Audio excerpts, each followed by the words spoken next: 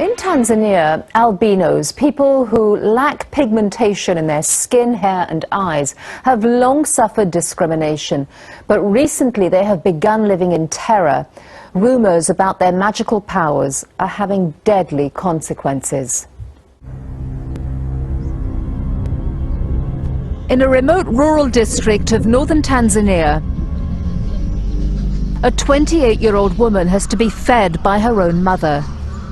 She can do nothing to help her 3-year-old son. She is a victim of a brutal assault, targeted because she's an albino. She lacks pigmentation in her skin, eyes and hair. Attacks like this have been multiplying. The core of this is not about poverty, fundamentally. It's about witchcraft, and it's about evil, and it's about control, and it's about discrimination.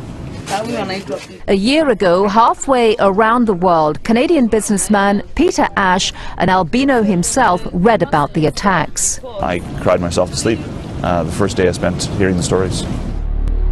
I couldn't believe it, that you know, children and women and men were being chopped apart for their body parts and used in potions. In the Mwanza region around Lake Victoria in northern Tanzania, more than 50 albinos have been murdered in the last 2 years. The attacks are spurred by rumours that potions made from albino blood, skin and body parts can bring wealth and good fortune. Last October, Miriam was several months pregnant when a group of men attacked her during the night. The leader had a machete, a torch and a bottle. He started to cut me up. He totally cut off this arm and gave it to the man with him. I was being slaughtered like a goat. Miriam's sister Marisa can't forget the horror of that night. Miriam started to bleed.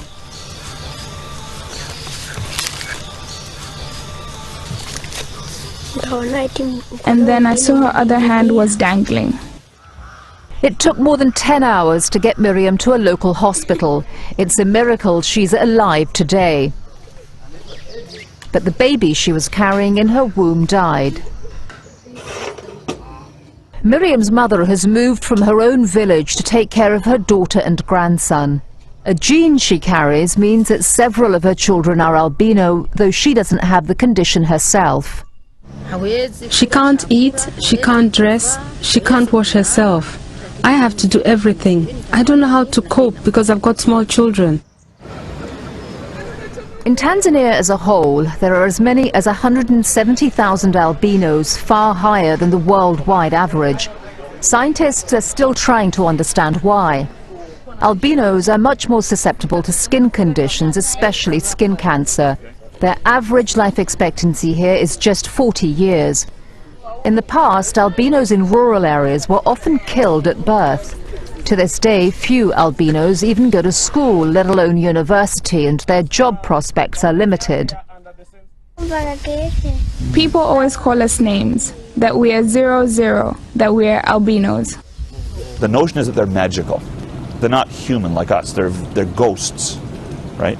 And so if you've got these ghost-like creatures, A, it's not bad killing them because they're not human beings anyway. And B, if you kill the ghost and have a part of its body and can harness it and use it for your own ends, you will have magical power. And so you really need to understand that to understand this crime. It's this climate of prejudice that has been exploited by some of the 15,000 witch doctors registered in Tanzania's Mwanza region. The limbs, organs and hair of an albino can sell for $1,000 US. Witch doctors are respected citizens and an established part of the local culture. Melanda James denies she has anything to do with the attacks on albinos, but admits that a few unscrupulous practitioners are giving all witch doctors a bad reputation. People are accusing us, but I don't know what they're talking about. We are healers. We are not involved in this albino issue. Having suffered discrimination himself as a child, Peter Ash is now campaigning to protect albinos in the country.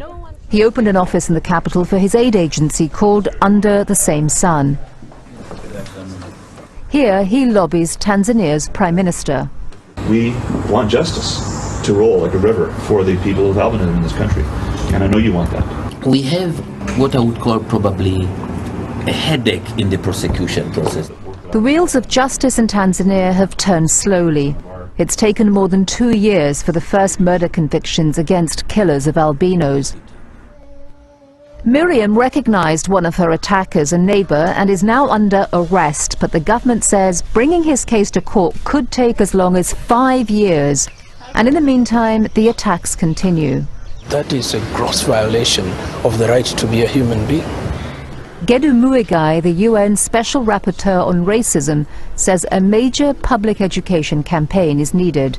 The government of Tanzania cannot succeed, or indeed any other government cannot succeed, without the population, the local population, buying into the effort to eradicate these practices, supporting the law and order enforcement machinery in finding the perpetrators, apprehending them, and punishing them. My dream would be that we would have educated, capable, hard-working people with albinism, that the average Tanzanian citizen would see these people in all walks of life, contributing to all kinds of different jobs in society, and that over time they would just become integrated in society, just like anybody else, as they have been in North America and Europe. But until that dream is fulfilled, Tanzania's albinos are left in a desperately vulnerable predicament. Miriam's sisters Marissa and Leontine fear for their lives. They now stay with their grandmother and hide most of the time in the forest near their hut. Miriam attempts to make do with a pair of artificial arms, but they are unwieldy and painful to wear. It's even difficult for her to hug her own son. But despite the struggle she faces every day, she is still grateful to be alive. Thank God, she sings, for hiding my heart. So I survived that day.